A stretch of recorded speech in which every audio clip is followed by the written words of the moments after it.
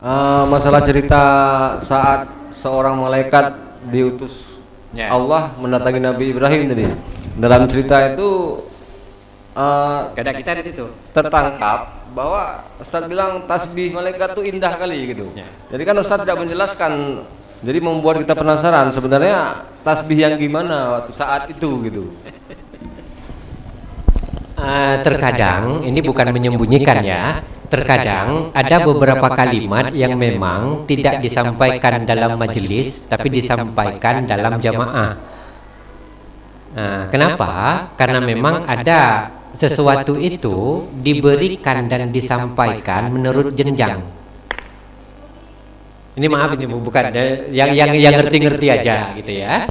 Enggak semua kalimat-kalimat bahasa gelancing nyokeun urang Aceh itu disampaikan dalam majelis. Tetapi ada beberapa kriteria dari kunci-kunci ilmu yang tidak boleh dipublish di majelis. Makanya kalau mau ngaji itu dijelaskan sama ulama, manhumul aliman. Ulama menjawab, la tazalu aliman ma kunta muta'alliman wa idza staghnaita kunta jahilan. Kalimatnya, manhumul aliman, siapa dia orang yang alim? Jawabannya, al-aliman huwal ulama, orang yang alim adalah para ulama. Tapi dijawab, la tazalu aliman ma kunta muta'alliman wa idza staghnaita kunta jahilan. Kalimat-kalimat itu kita buat kesimpulannya bahwasanya ilmu ini itu disampaikan tidak boleh dalam jamaah, tetapi dia butuh talaki wal musyafahah. Maksud talaki apa? Kalau mau memang benar-benar alim, jangan di jamaah, tapi talaki, kita langsung belajar face to face dengan guru. Makanya kalau di kami dulu itu ada yang namanya proses ijazah. Kami pernah di Arab Saudi, itu nama syekhnya Syekh Ahmad Mukbil. Belajar sama beliau satu kitab. 3 bulan dengan beliau belajar, nggak pindah-pindah dari satu lembar pertama muqaddimah. Itu mulai belajar dari jam 2 sampai maghrib. 3 bulan nggak pindah-pindah, mantang tionnya. Muqaddimah doang. Segitu lamanya. Terakhir kami garuk kepala, setiap kali menjelaskan nggak sama loh, beda-beda semua. Kami ingat itu. Terakhir kami tanya, mata nabba ya fadilatus syekh. Kami tanya sama syekh itu, mata nabba ya fadilatus syekh, kapan kita mulainya wahai syekh? Udah 3 bulan masih di situ. Bada'na min zaman, kata syekh. Kita mulai dalam waktu yang sangat lama katanya. Belum mulai. Bayangkan itu. Setelah itu kami baca sampai 3 tahun dengan beliau, ajastuka fi hadhihi riwayah an syaikhi wa syaikhi ajastuka. Langsung diijazahkan. Itu namanya talaki. Kita langsung belajar ke guru. Kalau di jamaah ini nggak boleh itu. Nah, makanya ada kalimat-kalimat nyukun bahasa Aceh, bahasa gelancing yang tidak pegah mendung.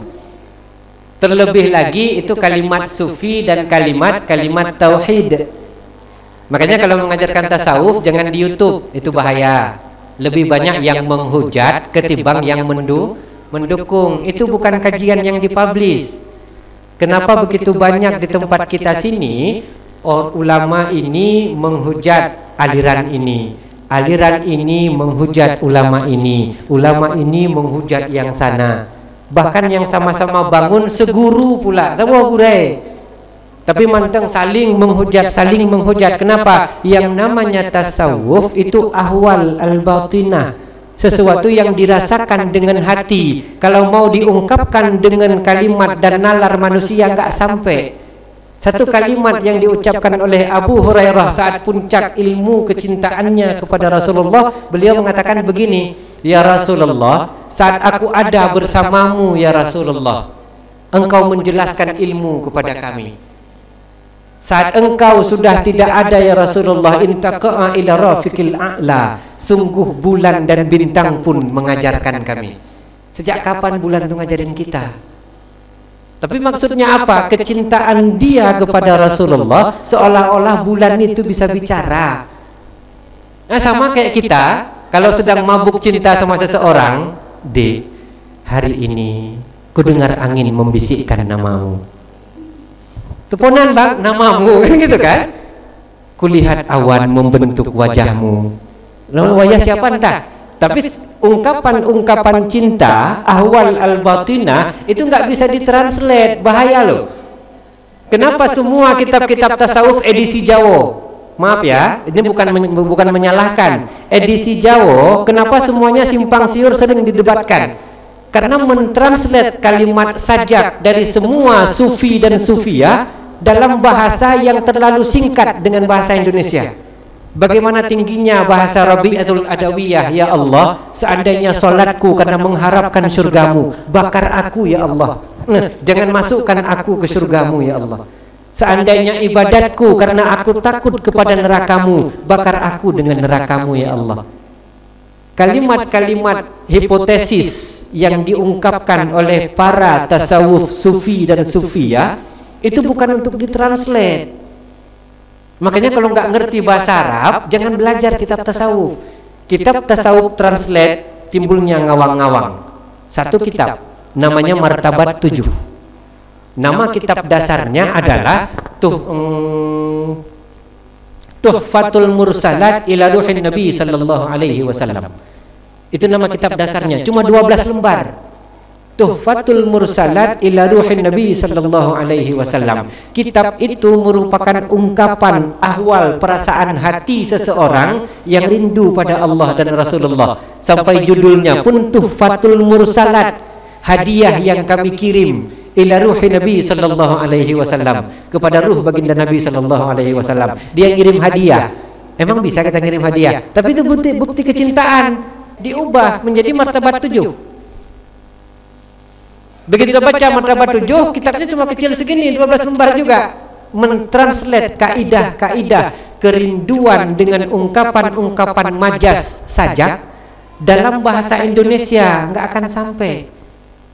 Karena bahasa sajak cuma dimengerti oleh yang bersajak. Makanya hati-hati.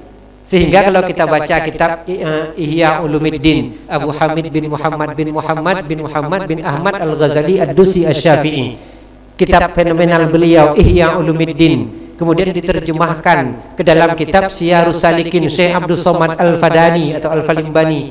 Begitu kita baca kok kayak kitab fikih biasa, kok nggak ada yang dibilang fenomenal banget Ihya Ulumuddin. Kenapa? Karena kalimat saja nggak bisa dinalar dengan kalimat logika bahasa Indonesia yang teramat sangat singkat. Itulah yang buat kita yang belajar tasawuf jangan dipublish. Betapa banyak yang buka ilmu tasawuf di YouTube, terakhir dapat hujatan, dapat hinaan. Yang harusnya benar, yang mendukung ya dukung, yang menghina menghina. Karena tasawuf diajarkan itu pada kelompok-kelompok majelis taklim yang sifatnya mulazamah talaki, berkesinambungan, bukan yang di ilmu-ilmu YouTubiah. Nanti sanadnya hadza min YouTubiah wa chattingiyah, rupanya chattingan dia. Jadi chattingiyah, kan bahaya itu. Karena pernah ada ustaz, tolonglah ustaz ijazahkan kami selawatnya ustaz. Di sini aja bisa ustaz, di WA. Nggak ada namanya sanad chattingiyah, nggak ada. Nah makanya itu penting. Jadi yang bapak tadi bilang itu ada, tapi insya Allah itu nanti kapan-kapan gitu ya. Nanti kapan-kapan. Sekali lagi peringatan, kalau kita mau belajar tasawuf, jangan memposting tasawuf di media sosial. Yang diposting itu cuma pembelajaran atau pendidikan syariat. Karena tasawuf itu dinikmati setelah beberapa dasar ilmu. Kita ambil pencetus tasawuf madhab Abu Hamid bin Muhammad Al-Ghazali. Beliau fase pertama adalah ulama fikih paling besar itu. Murid langsung dari Syekh Al-Imam Muhammad Al-Haramain. Saat beliau membaca kitab gurunya di usia beliau masih 20-an tahun, nama kitab gurunya Nihayatul Matlab fi Dirayatil Mazhab. Beliau baca kitab gurunya, beliau bedah kitab itu jadi kitab Al-Basit. Belum pernah baca. Ditengoknya kitab Al-Basit, disuruh bacanya sama orang banyak yang nggak paham. Dijelaskannya sendiri Al-Basit menjadi Al-Wasit. Setelah dijelaskan di Al-Wasit, enggak juga bisa. Masuk dijelaskannya lagi di Al-Wajiz. Al-Basit wal Wasit wal Wajiz itu kitab fikih, usul fikih paling tinggi di era mazhab Imam Syafi'i. Kalau belum baca kitab itu kata ulama, jangan bilang aku ngerti usul fikih.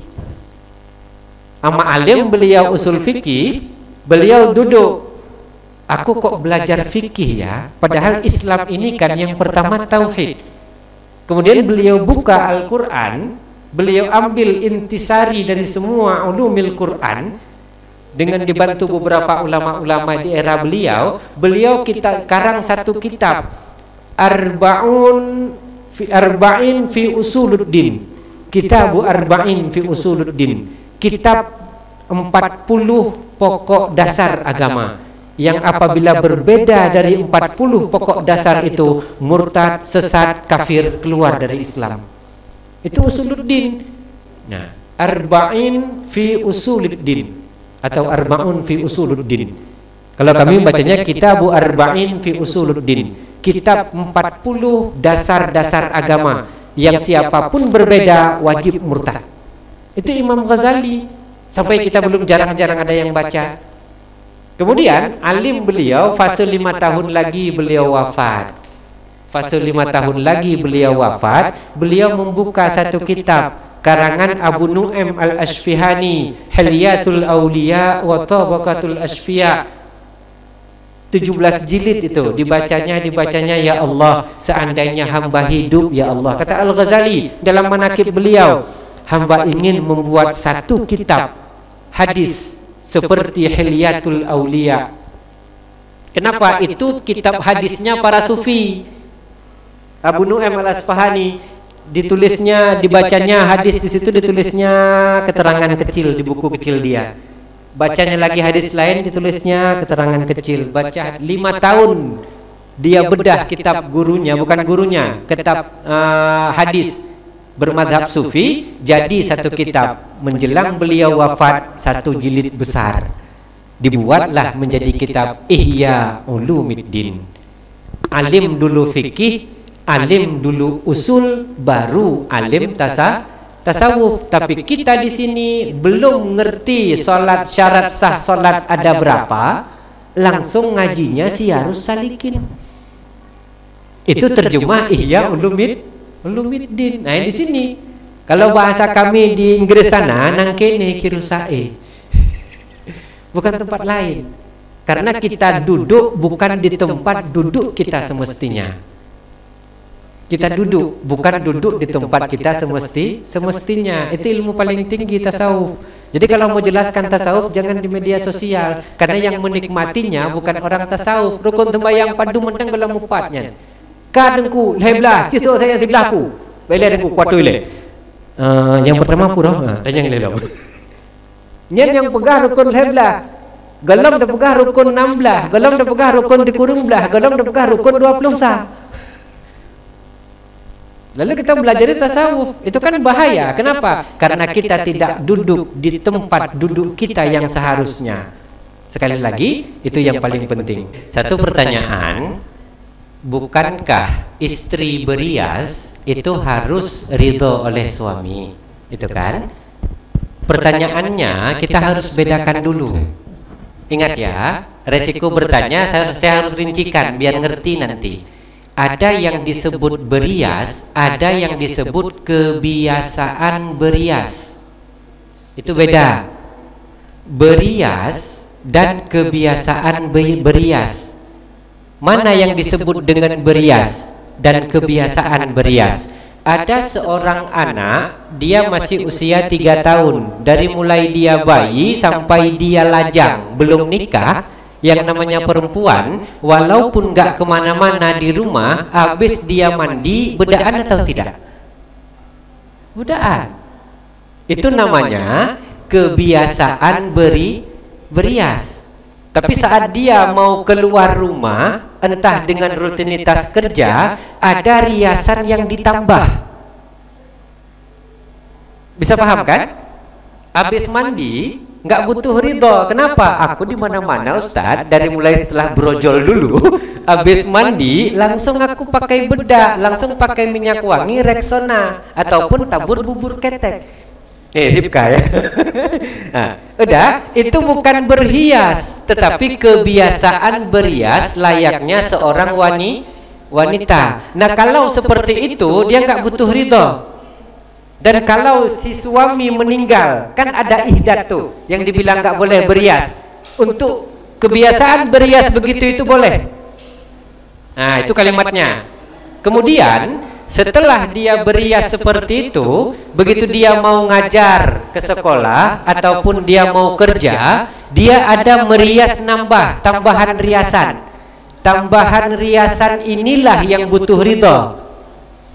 Nah, ditambahnya eyeshadow, ditambahnya maskara, dipasangnya bulu mata anti badai. Ada tuh. Nah, yang penambahan itu yang butuh ridho. Nah, kalau suami nggak ridho, itu hukumnya neraka. Satu.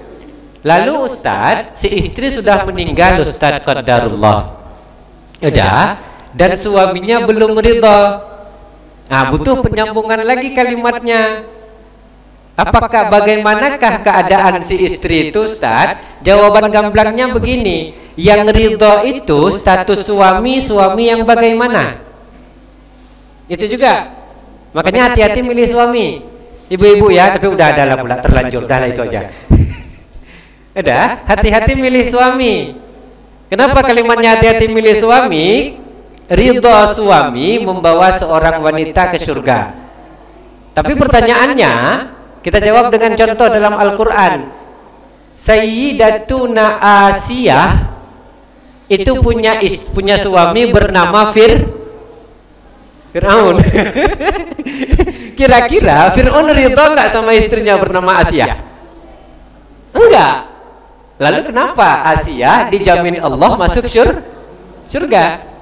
Karena suami yang bagaimana, yang kalau dia ridho baru istrinya masuk surga, itu pun jadi panduan syariat. Igonya ditembayang tok Jumat tagai. Jumatnya Allahna tengku, pokoknya na Jumat tagai. Walaupun Allahna lalu tiga-tigatan. Kira-kira kalau dia enggak ridho, Ustaz, kami ini jadi istri masuk surga tidak? Pertanyaannya begini. Kalau sama-sama muslim, kalau memang surga istri di bawah telapak kaki seorang suami, analoginya bagaimana kita minta surga kita ke dia kalau dia sendiri nggak jelas masuk surga. Nah, ini pentingnya. Draw sendiri dalam jelas. Lelaki ada tanya bagainya, "Hei, kamu mendraw sendiri dalam pahnya." Jadi suami yang bagaimana juga itu merupakan bentuk cerminan gitu ya. Udah selesai itu. Ya.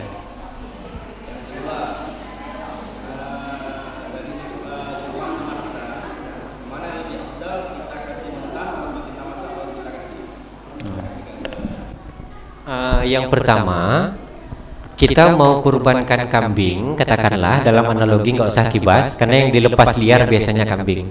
Dan kita tahu kambing itu dilepas liar sehingga dia rentan, dan bahkan kita ketahui sendiri kambing itu memakan tumbuhan yang ditanam oleh tetangga, yang tetangga itu memang secara ilmu sosial dia nggak akan ridho. Kuncinya cuma ditahu. Kalau kita tahu itu kelakuan si kambing dan yang empunya nggak tahu diri, hukum tidak sah dijadikan kurban. Kalau kita tahu. Nah, beda halnya kalau status kita tidak tahu. Jadi pura-pura bodoh aja nggak masalah gitu. Makanya penting kita makanya rumitnya ini pada status kita tahu. Kalau status kita nggak tahu ya nggak masalah. Nah, makan babi pun kita nggak tahu itu babi, hukumnya halal. Setelah tahu dia babi enak makan lagi, itu yang haram. Nah, jadi status itu yang pertama. Nah, status tidak tahu membolehkan. Status tahu itu bukan mengharamkan, tapi menghalangi kebaikan yang datang dari kurban. Nah, menghalangi, karena kan yang dikurbankan yang baik-baik, thayyib. Innallaha thayyibun la yuqbalu illa thayyiba. Allah itu baik, tidak akan menerima sesuatu yang baik. Lalu bagaimana kita menyatakan bahwa kambing itu baik sementara makanan dia merupakan tanaman atau tumbuhan tetangga yang belum tentu tetangga itu izin? Itu satu, yang pertama. Yang kedua, lebih baik mana memberikan daging mentah dengan yang sudah dimasak? Ini dua syariat. Syariat masak itu pada akikah, syariat mentah itu pada kurban. Masuk syariat ketiga, nama kitabnya Kaifana Ta'amal Ma'as Sunnah, nama pengarangnya Maulana Syekh Yusuf Al-Qaradawi. Beliau berkata, yang sepertiga milik kita setelah kita masak bagi lagi ke tetangga. Itu syariat ketiga. Ingat kalimatnya ya. Yang milik kita kan sepertiga tuh. Tapi jangan pula bagi 3 aku 1, jangan. Yang jatah kita yang dikembalikan ke kita atas kurban sunnah itu masak bagi yang sudah dimasak ke tetangga lagi.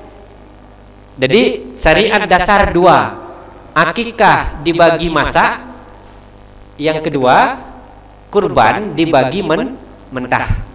Keluar syariat yang ketiga, nama kitabnya Kaifana Ta'amal Ma'as Sunnah, bagaimana kita berbuat sesuai dengan sunnah. Nama pengarangnya Maulana Syekh Yusuf Al-Qaradawi. Apabila itu daging kurban sunnah, ada hak kita sepertiga atau lebih kecil daripada sepertiga. Hak kita itu kita masak, kita bagi lagi ke tetangga. Itu dipakai di Awi Getah.